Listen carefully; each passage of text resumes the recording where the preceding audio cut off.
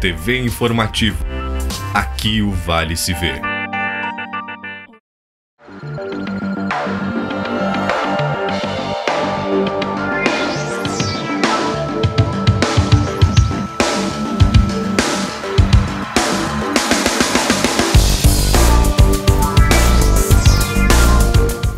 Olá, Estado atrasa o pagamento da dívida com a União e tem as contas novamente bloqueadas. Este e outros assuntos você confere a partir de agora no Redação Informativo.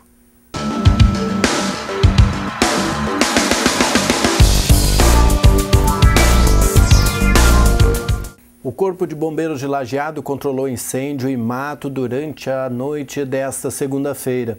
A guarnição foi acionada por volta das 9h10 para o combate na rua Pedro Teobaldo Breitenbach, no bairro Conventos. O controle foi feito depois de cerca de 30 minutos com a utilização de 1.000 litros de água. As causas do incêndio são desconhecidas e ninguém ficou ferido.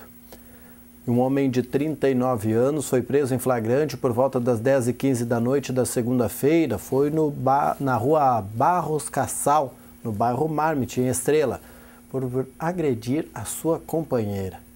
Conforme o boletim de ocorrência, o homem teria agredido a vítima e quebrado móveis da residência. Os policiais encontraram cadeiras quebradas no pátio da moradia e o suspeito e a companheira foram encaminhados para atendimento no Hospital Estrela.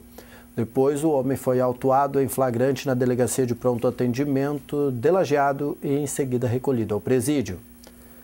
E 2 homens foram baleados em uma tentativa de homicídio por volta das 4h30 da tarde desta segunda-feira. Foi na Avenida Beira Rio, no bairro Conservas, aqui em Lajeado.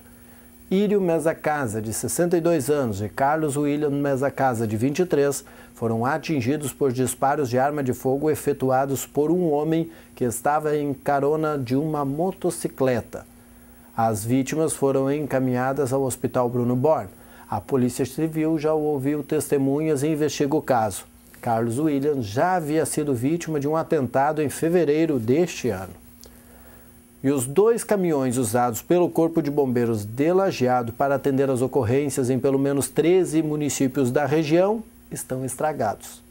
Diante da burocracia que impede o conserto imediato das viaturas, o comando determinou que um caminhão da Corporação de Venâncio Aires fosse emprestado para atender os atendimentos no Vale ou para fazer os atendimentos no Vale do Taquari, sem sobrecarregar a Corporação de Estrela. O atendimento à população não foi afetado. No final de semana passado, o chamado primeiro carro dos bombeiros, um caminhão Iveco, ano 2010, estragou. O suporte do eixo dianteiro quebrou e o veículo foi levado para a oficina. O segundo carro, ano 1982, foi usado até o final da semana, mas não suportou a demanda e apresentou problemas no disco de embreagem. Entre domingo à tarde e segunda-feira, as ocorrências foram atendidas pelos bombeiros de Estrela. Segundo o comandante, o tenente José Augusto Pullman, ainda que a primeira viatura seja relativamente nova, o número de atendimentos e as condições das estradas sobrecarregam o veículo. Geralmente, o conserto dos caminhões é providenciado imediatamente. No entanto, a troca do sistema do cartão usado pelo Estado para pagamento da manutenção dos carros deve demorar até 30 dias.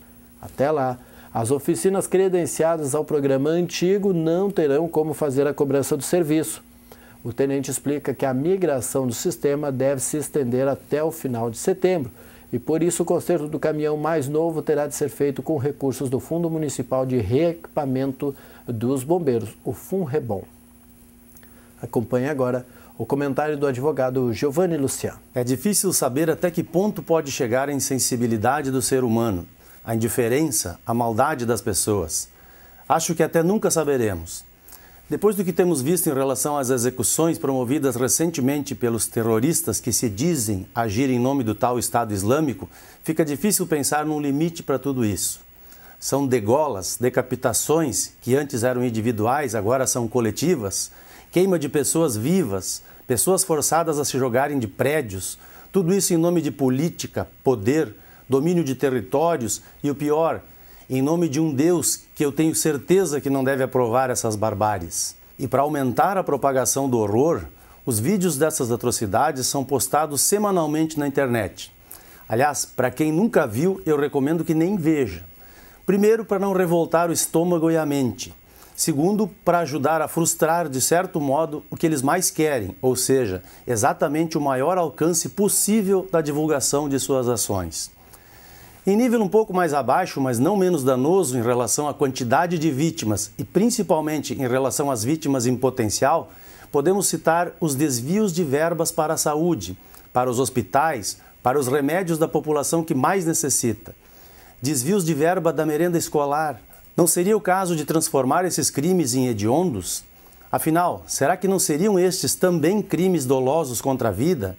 Ou será que quem desvia milhões que deveriam ir para a saúde não sabe que pessoas vão morrer pela falta que esses recursos vão fazer nos prontos-socorros, nas UPAs, nos SAMUs, nas UTIs, nas maternidades? Ou nos postos de saúde que deixam estragar vacinas por falta de geladeiras? Então, até onde será que vai essa maldade? O que será que essas pessoas ensinam para os seus filhos? Falando também em insensibilidade, domingo fui dar uma volta naqueles locais que já faz alguns anos estão gerando polêmicas e reclamações por causa das badernas da madrugada e que são constantemente migrando conforme as reclamações chegam nos limites do tolerável. Aí, como a gente já está careca de saber, acontecem as batidas policiais, que normalmente não dão em nada, porque quando a polícia chega, já abaixaram o volume do som, e quando é o caso, as drogas já sumiram e ninguém viu nada. Isso já acontecia na Júlio de Castilhos, depois na Pasqualini, depois na Univates, depois desceu para a novíssima Avenida Piraí e a Pasqualini de São Cristóvão. Novas regras, novas proibições de estacionamento, de venda de bebidas, limitações de horário e nada muda. Só muda o lugar. Certa vez eu ouvi num debate sobre um tema parecido uma expressão cujo autor não lembro que dizia mais ou menos assim: enquanto houver madrugada, haverá juventude, e enquanto houver juventude, haverá alegria. Então, acho que esse tipo de problema de aglomeração de jovens e outros nem tão jovens nas madrugadas não vai acabar. Nem pela revolta dos vizinhos, nem pela força. Não adianta vender o sofá, como dizia aquela famosa piada do amante. É preciso que se saiba entender as necessidades de uns e os direitos de outros e vice-versa. Estabelecer, sim, regras, mas regras cumpríveis, não utópicas. Regras para resolver os problemas e não agradar ora um, ora outro lado. Agora, o que eu não consigo entender, e aí eu volto à questão da insensibilidade, é a falta de educação, a falta de respeito, a falta de laço, se é que ainda se pode falar nisso, que representa aquelas montanhas de lixo deixadas por aqueles jovens ou nem mais tão jovens que se reúnem nesses locais para curtir o seu som, tomarem o seu traguinho, trocarem ideias e darem as suas risadas nas madrugadas, nos finais de semana. Será que é tão difícil levar no seu carro ou na sua moto um saco de lixo ou uma ou mais sacolinhas de mercado e depois da festa levar esse lixo embora? Ou ao menos deixar ele ensacadinho para que na outra semana o local onde certamente eles irão voltar esteja minimamente habitável, sem cheiro, sem baratas, formigas e ratos que ali também devem frequentar e fazer suas festinhas quando os porcos não mais estão na área. Eu tenho dúvida se isso também faz parte da insensibilidade humana ou já é algo mais para o lado do reino animal. Aquele negócio de marcar território ou coisa do gênero que as feras selvagens fazem. Só sei que não dá para entender, porque quando era na Univates, encheram de lixeiras lá e nos dias seguintes, às madrugadas festivas, lá estavam as montanhas de lixo, de garrafas, latas, plásticos, muitas vezes esparramados a alguns metros das lixeiras. Então, a menos que se possa fazer algo, não sei por iniciativa de quem, por acordos com quem, por fiscalização de quem, eu acho que vou continuar com as minhas dúvidas sobre o que move o ser humano a fazer certo tipo de coisas. Essas barbáries podem variar de gravidade, mas para mim carecem das mesmas explicações. Até a próxima. Autoridades civis e militares e estudantes participaram na manhã desta terça-feira do momento cívico que marcou a abertura das comemorações da Semana da Pátria de Estrela. O ato, realizado no ginásio do Colégio Santo Antônio, teve início com a chegada do fogo simbólico, conduzido pela Brigada Militar e entregue ao vice-prefeito Valmor Gribeler, que no ato representou o prefeito Rafael Malman. Após a execução do hino nacional, ocorreram manifestações do secretário da Educação, Marcelo Malman, do presidente do Poder Legislativo, o vereador Hernani de Castro, e do vice-prefeito Valmor. O vice-prefeito também citou a importância de que todos participem e atuem de forma coletiva para a superação dos problemas da nação. Da mesma forma, o presidente da Câmara, Hernani de Castro, evidenciou a necessidade de que, neste momento de crise enfrentada pelo país, haja união na busca de melhores condições. O Momento Cívico contou ainda com as apresentações artísticas da banda da Escola Léo Joas, do bairro das Indústrias, e dos alunos da Escola Pedro Jorge Schmidt, do distrito de Delfina. A programação da Semana da Pátria segue até a próxima sexta-feira, com momentos cívicos na Praça Mena Barreto, sempre às 8h30 da manhã. Nesta quarta haverá a participação das escolas municipais Pinheiros, Ruth Marcos Huber e Cônego Hugo Volkmer, e do Colégio Martin Luther e da Escola Moinhos. Na quinta-feira, das escolas municipais Senador Pinheiro Machado e José Bonifácio, da Escola Estadual Vidal de Negreiros e do Instituto Estadual de Educação Estrela da Manhã. E na sexta-feira, das escolas Arnaldo Dil, Arroio do Ouro, Odilo Tomé, Nicolau Misner e 20 de Maio. E o governo federal encaminhou ao Congresso Nacional a proposta de orçamento. O salário mínimo deve ser de R$ 865,50 a partir de 2016. A inflação não deve ultrapassar os 6%, mas há um déficit de 30 bilhões de reais. Paulo La Salve traz as informações. O projeto de lei para o orçamento do ano que vem prevê o seguinte: o salário mínimo vai ser de R$ 865,50.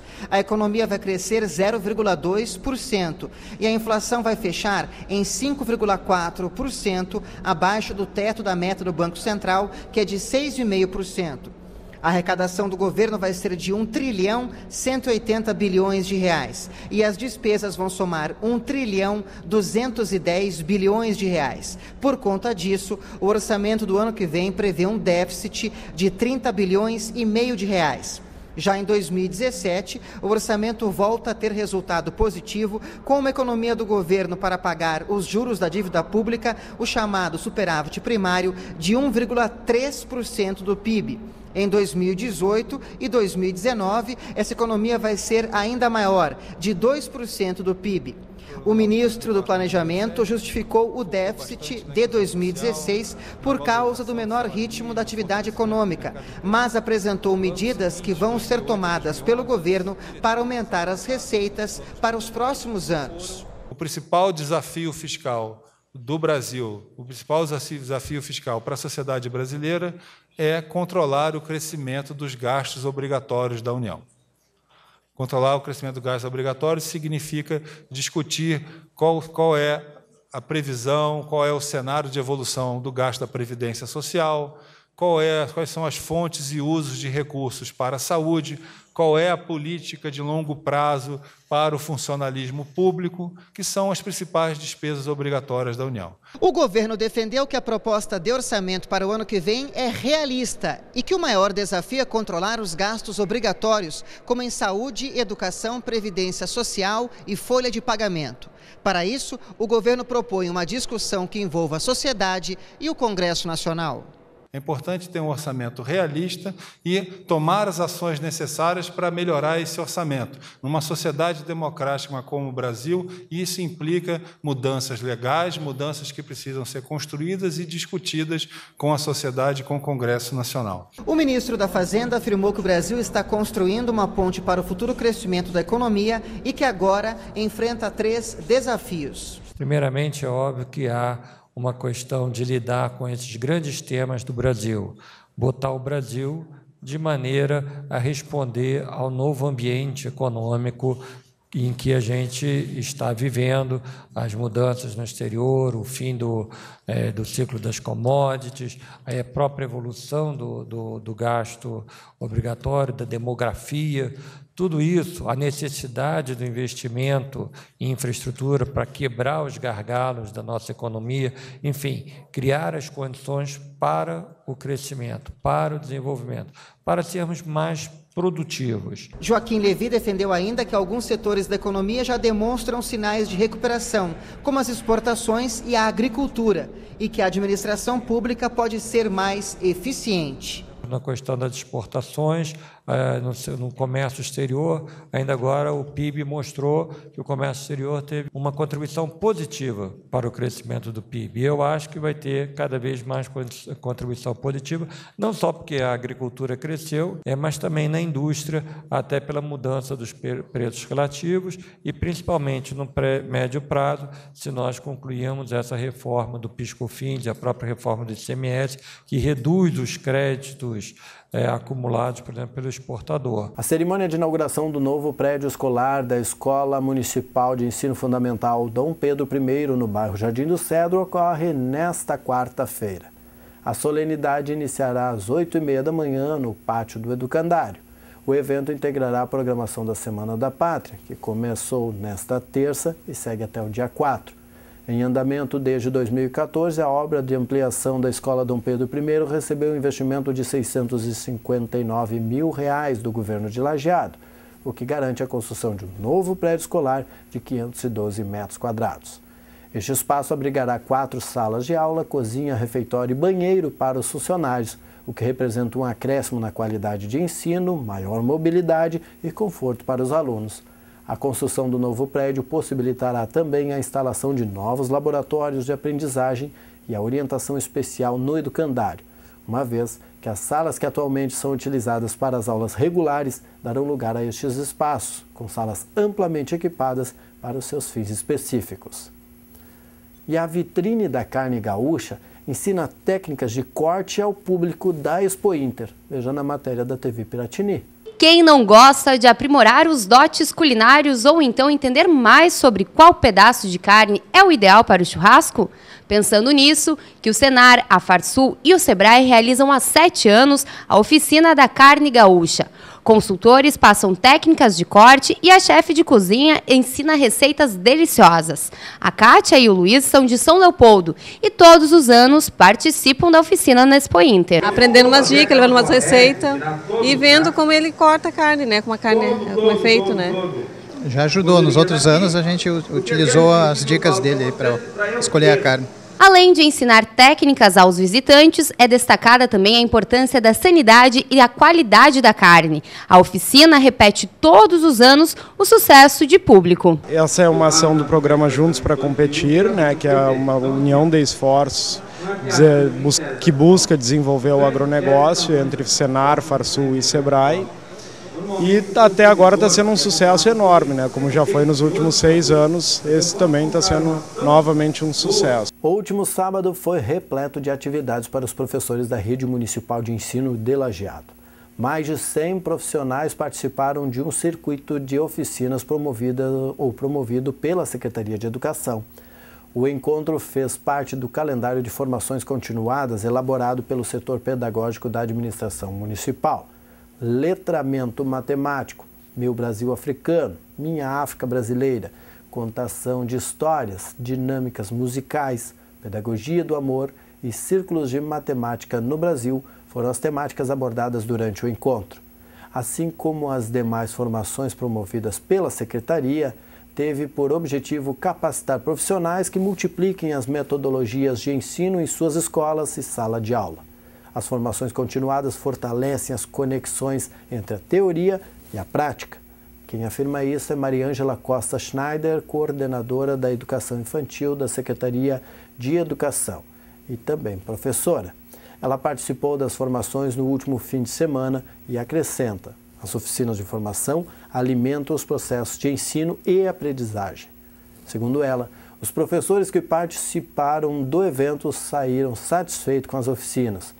Diversos são os momentos de formação continuada promovidos pela Secretaria. Ainda neste ano, mais chamadas para oficinas e palestras serão divulgadas. E a Secretaria da Agricultura apresenta o Programa Estadual de Uso, Manejo e Conservação do Solo e da Água.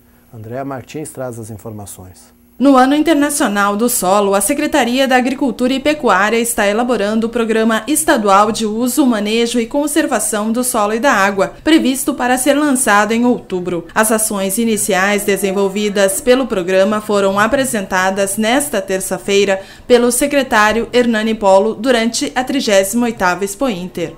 Acho que é um papel e um programa de Estado e não de governo, né? E a gente deseja que isso possa ser implementado e trabalhado de forma continuada, permanente, né? Para o futuro nós temos uma melhor condição tanto do solo, da água, do meio ambiente e da produção de alimentos, que é sempre um desafio muito grande para toda a humanidade, ter alimentos suficientes e necessários para alimentar as pessoas. Na mesma ocasião, a Secretaria, em parceria com a Câmara Setorial do Leite, lançou a primeira edição da revista em quadrinhos Pedrinho e Liz, que apresenta de uma forma divertida a produção leiteira e a fabricação de produtos lácteos. Essa revista ela procura relatar desde o início lá da produção do leite, né, todo o processo até chegar no supermercado. Então é importante essa compreensão, até para que as pessoas tenham a real dimensão e noção do que é e da dificuldade que é produzir alimentos. Não só leite, toda a atividade de produção de alimentos ela é muito desafiadora. Então essa revista ela busca e visa exatamente demonstrar isso, né, e além também da importância do leite. O treinamento intervalado de alta intensidade será tema de um workshop no dia 12 de setembro e tem inscrições abertas aqui em Lajeado.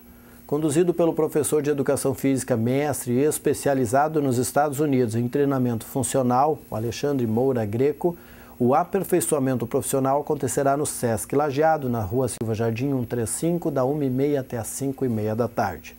Neste encontro, os participantes terão acesso a informações das prescrições e vantagens do treinamento e o porquê do sucesso deste método para o emagrecimento eficaz. O treinamento é conhecido por proporcionar grande eliminação de gordura em treino rápido, com movimentos aeróbicos e de força intensos. As aulas têm duração de 10 a 20 minutos. Além de Lajeado, Frederico Westphalen receberá o curso. As inscrições são limitadas e podem participar profissionais de educação física, estudantes e aspirantes à profissão. Os interessados podem efetuar inscrição pelo site sesc-rs.com.br/educação. Deve escolher inscrições, a cidade de Lajeado e o curso Treinamento Intervalado de Alta Intensidade, ou pessoalmente, em uma das unidades do Sesc, por R$ 35,00 para comerciários e dependentes com cartão Sesc Senac, R$ 45,00 para empresários e dependentes cartão Sesc Senac, estudantes e idosos, e R$ 70,00 para o público em geral. Mais informações podem ser obtidas no Sesc Lajeado pelo telefone 3714-2266. O ex-combatente da Força Expedicionária Brasileira fala sobre a participação dos militares brasileiros na Segunda Guerra Mundial. Veja em especial da NBR.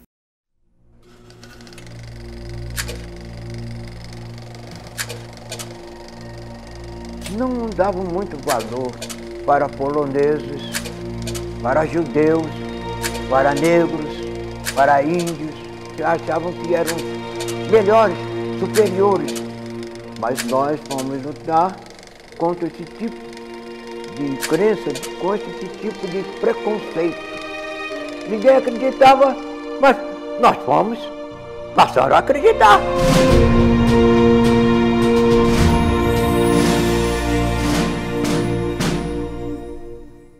O Exército, por exemplo, tinha um sistema adotado pela missão militar francesa.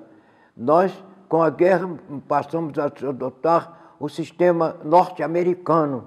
Então, alterou muito o Exército, instrução, uniformes. Eu fiquei esgotado. Eu voltei de lá com medo de pisar o chão, por causa do perigo de minas. E até hoje eu tenho medo de alturas. De pisar, eu curei, mas de altura não curei. Nós somos um povo que não somos de guerra. Agora, sempre que foi preciso, o povo brasileiro mostrou seu valor. Tivemos uma participação importante numa das fases da história. Eles solicitam, pedem que nós desfilemos, que nós compareçamos ao desfile, não querem nos esquecer.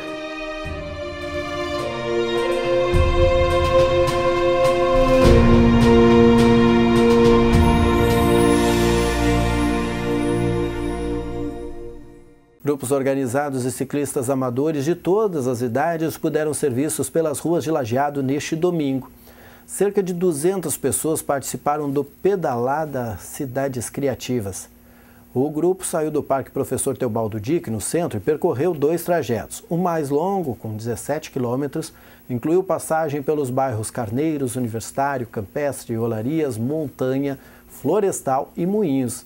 A iniciativa foi uma oportunidade para ver a cidade de uma forma diferente e avaliar os aspectos como os desafios da mobilidade urbana.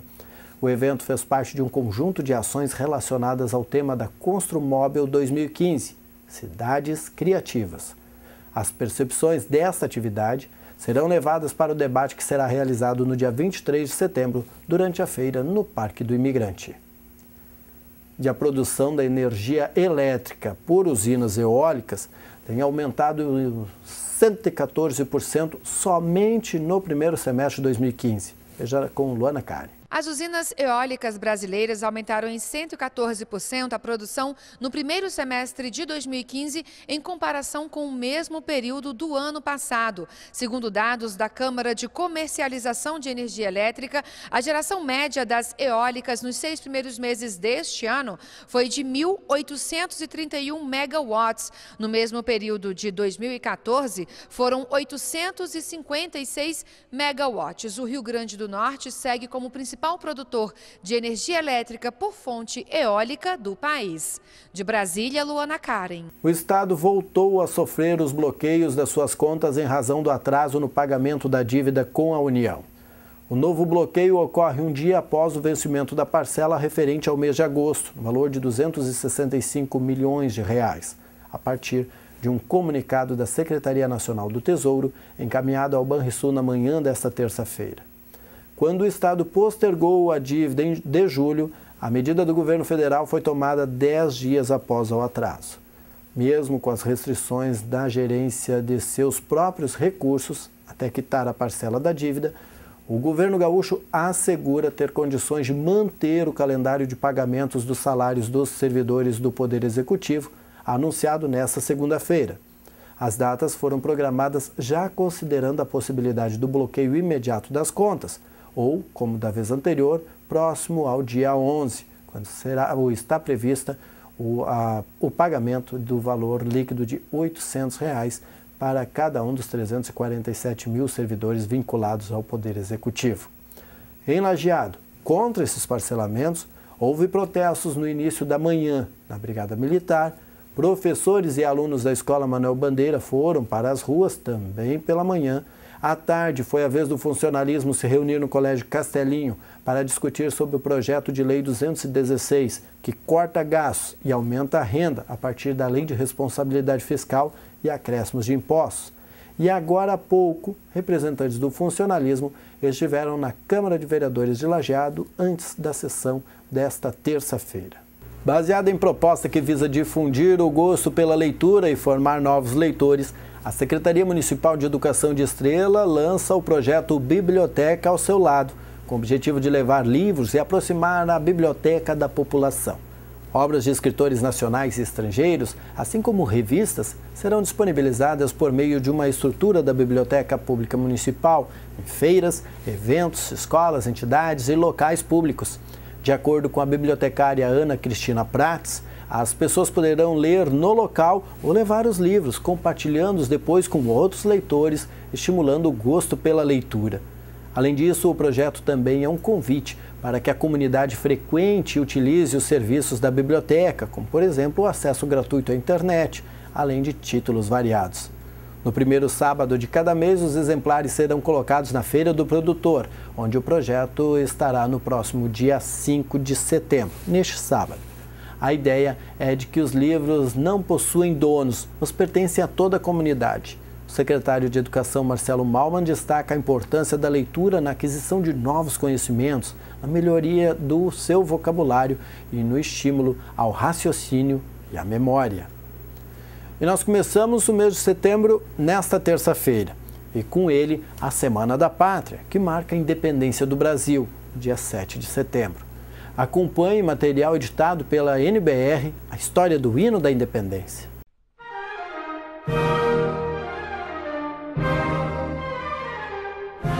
O hino da independência foi escrito por Evaristo da Veiga em 16 de agosto de 1822, dias antes do Grito da Independência. Com o nome inicial de Hino Constitucional Brasiliense, foi musicado pela primeira vez pelo maestro lusitano Marcos Portugal.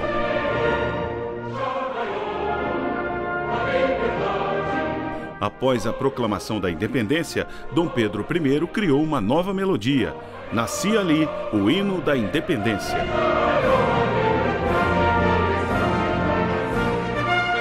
Com a queda de Dom Pedro I, o hino foi sendo esquecido.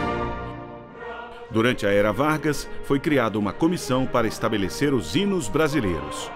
Ficou a versão de Dom Pedro I, considerada bem mais simples do que a de Marcos Portugal. Acompanhe ao vivo as transmissões do desfile de 7 de setembro, a partir das 8h15 da manhã, aqui na NBR. A tarde de segunda-feira foi especial para os 20 idosos que integram o Serviço de Convivência do Fortalecimento de Vínculos do Centro de Referência de Assistência Social de Lajeado. A sala onde normalmente realizam-se os encontros do grupo transformou-se num salão de beleza, onde foram disponibilizados serviços de manicure, corte de cabelo e desenho de sobrancelhas. Para atender os idosos, uma equipe de 11 profissionais voluntários foi mobilizada, integrantes do Sindicato dos Salões de Cabeleireiros, o Sindicabs. A ação envolveu o Sindicato dos Representantes Comerciais e Sindilojas, sendo realizada durante toda a tarde. O grupo realiza atividades como esta uma vez por mês para diferentes públicos, sempre deixando uma lembrança produzida por eles mesmos através da reciclagem de materiais. E de acordo com o Centro de Informações Hidrometeorológicas da Univates, a quarta-feira será de alternância de sol e nuvens, com chance de chuva. As temperaturas se mantêm amenas, com a mínima de 11 graus e a máxima de 20. Na quinta-feira, o predomínio é de nuvens com chance de chuvas. A mínima será de 12 e a máxima de 20 graus. Mais uma edição do Café e Cultura está chegando. No dia 10 de setembro, Lucas Pitinini e Tiago Kirst apresentam-se na cafeteria do Prédio 9 da Univates. Além de suas próprias músicas, os artistas apresentam composições renomadas e reconhecidas por todos os gaúchos. Amigos por mais de 10 anos, a dupla mostra seu talento a partir das 8h30 da noite e desde 2013 é que Lucas, nascido em Santa Bárbara do Sul, e Tiago, de Estrela, juntam forças, gostos e vozes para formar uma dupla de música nativista. Com passagens por festivais e rodeios, cultuam a tradição pela arte da música. A entrada é gratuita e o show é aberto à comunidade sem necessidade de inscrição. Mais informações pelo telefone 3714-7000, o ramal é 5945. Este foi o Redação Informativa desta terça-feira, 1º de setembro. Na sequência vem o Papo de Boleiro. Nós voltamos em edição inédita na quarta-feira, às 6h30 da tarde. A nossa programação você acompanha também no www.tvinformativo.com.br.